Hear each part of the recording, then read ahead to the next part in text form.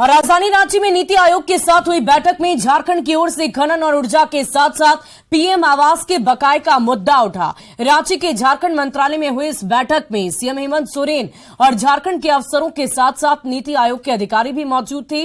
नीति आयोग के सदस्य विनोद पाल ने कहा कि आयोग ने देश के 500 ऐसे अति पिछड़े आकांक्षी प्रखंडों को चुना है जहां स्वास्थ्य, शिक्षा और समावेशी विकास पर फोकस करना होगा। वहीं झारखंड की ओर से साहिबगंज कॉरिडोर के लिए 9,000 करोड़ रुपए मांगे गए। माइंस और ऊर्जा के बकाये का मुद्दा उठा। पीएम आवास के निर्माण के लिए भी रकम मांगी गई। राज्य सरकार, डीवीसी और केंद्र सरकार के बीच त्रिपक्षीय समझौते के उल्लंघन पर चर्चा हुई। झारखंड सरकार ने मनरेगा की रकम देर से मिलने वाली का सवाल भी उठाया और इस पर नीति आयोग ने विचार विमर्श करने की बात कही है। माननीय प्रधानमंत्री जी ने एस्पिरेशनल डिस्ट्रिक्ट प्रोग्राम को आगे बढ़ाते हुए एस्पिरेशनल ब्लॉक कार्यक्रम का आदेश दिया है और उसकी शुरुआत फॉर्मली 3 जनवरी को हुई है। और राजधानी रांची से आपको बड़ी खबर बताएं, कारोबारी विष्णु अग्रवाल को फिर समन जारी किया गया है। 17 जुलाई को पूछताछ के लिए उन्हें बुलाया गया। ईडी दफ्तर में कारोबारी से पूछताछ की जाएगी। जेशायर होम केस में ईडी पूछताछ करेगी। ये बड़ी जानकारी राजधानी रांची से आपको दे रहे हैं, जहां पर एक बार फिर से कारोबारी विष्णु अग्रवाल को समन जारी किया गया है। 17 जुलाई को पूछताछ के लिए उन्हें बुलाया गया। ईडी दफ्तर में कारोबारी से पूछताछ की जाएगी। और पश्चिमी सिंहभूम में सर्च ऑपरेशन के दौरान फिर 3 आईईडी बम मिले, जिसे सुरक्षा बलों ने नष्ट कर दिया। इस दौरान नक्सलियों से मुठभेड़ हुई, जिसमें डिप्टी कमांडेंट जख्मी हो गए।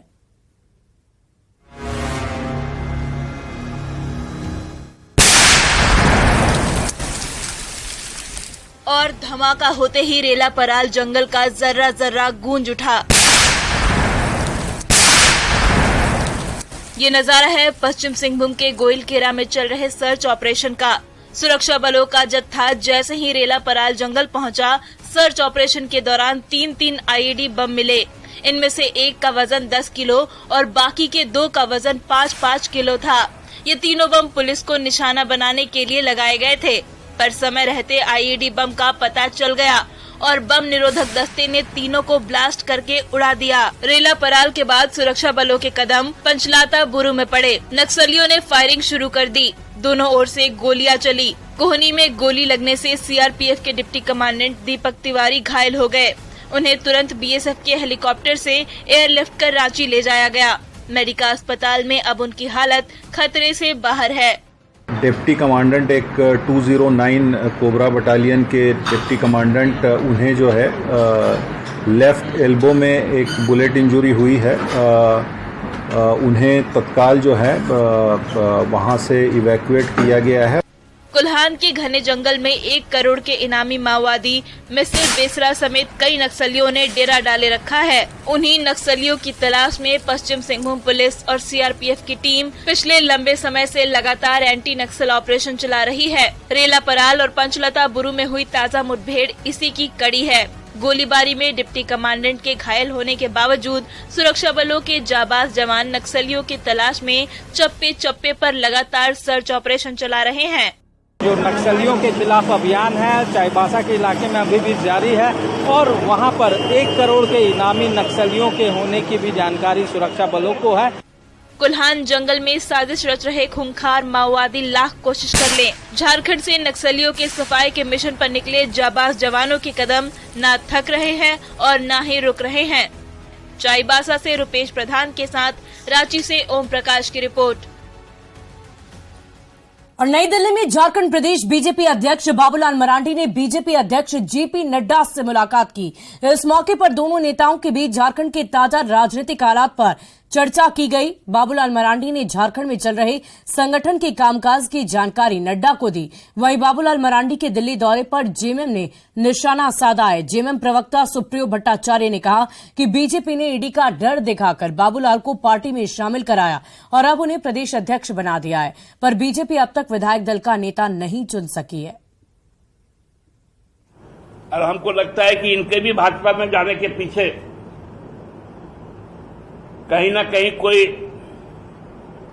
फोन कॉल आया होगा हिनू के दफ्तर से।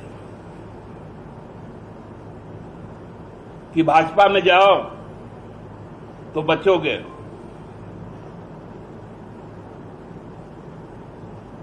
अब तो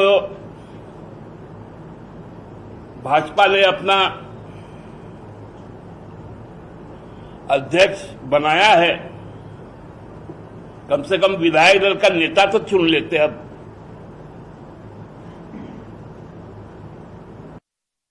वहीं ईडी को लेकर एक बार फिर जेएमएम और बीजेपी आमने सामने है। जेएमएम ने बीजेपी पर ईडी के दुरुपयोग का आरोप जड़ दिया है। जवाब में बीजेपी ने भ्रष्टाचार पर करारा वार करने की बात कह दी है। संजय कुमार मिश्रा को केवल और केवल विपक्ष के रीढ़ तोड़ने के लिए, कमर में रस्सी बांधने के लिए उपयोग में लाया गया। ये सरकार बनी है अकान भ्रष्टाचार में डूबी हुई है, पूरी तरह से भ्रष्टाचार में डूबी हुई है। अब इन लोगों को डर लग रहा है जेल जाने का, तो अपने मनगढ़ंत अपनी बात को ये रख रहे हैं कि ईडी मतलब ऐसे है, ईडी मतलब ऐसे है, ईडी तंग कर रहा है, ईडी ये कर रहा है। ईडी का नामांकन एनफोर्समेंट डायरेक्टरेट नहीं है,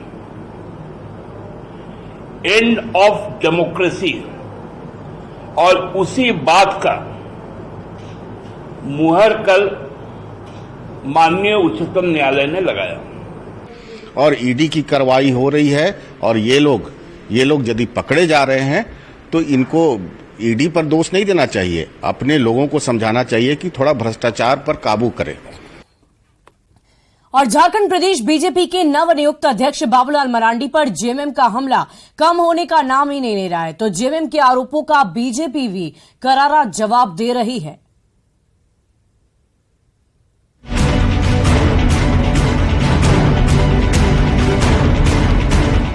साल 2024 के लोकसभा चुनाव को लेकर सियासी दलों के बीच बयानों का महासंग्राम शुरू हो गया है। बीजेपी और जेएमएम जैसे चीर प्रतिद्वंदी राजनीतिक दल एक दूसरे को नीचा दिखाने का कोई मौका नहीं छोड़ रहे हैं। कुछ दिन पहले बीजेपी ने जैसे ही आदिवासी कार्ड खेलते हुए पूर्व मुख्यमंत्री बाबूलाल मरांडी को पार्टी का प्रदेश अध्यक्ष बनाने का ऐलान कर दिया। जेएमएम ने तल्ख तेवर दिखाते हुए बाबूलाल मरांडी की स्वीकार्यता पर ही सवाल खड़े कर दिए हैं।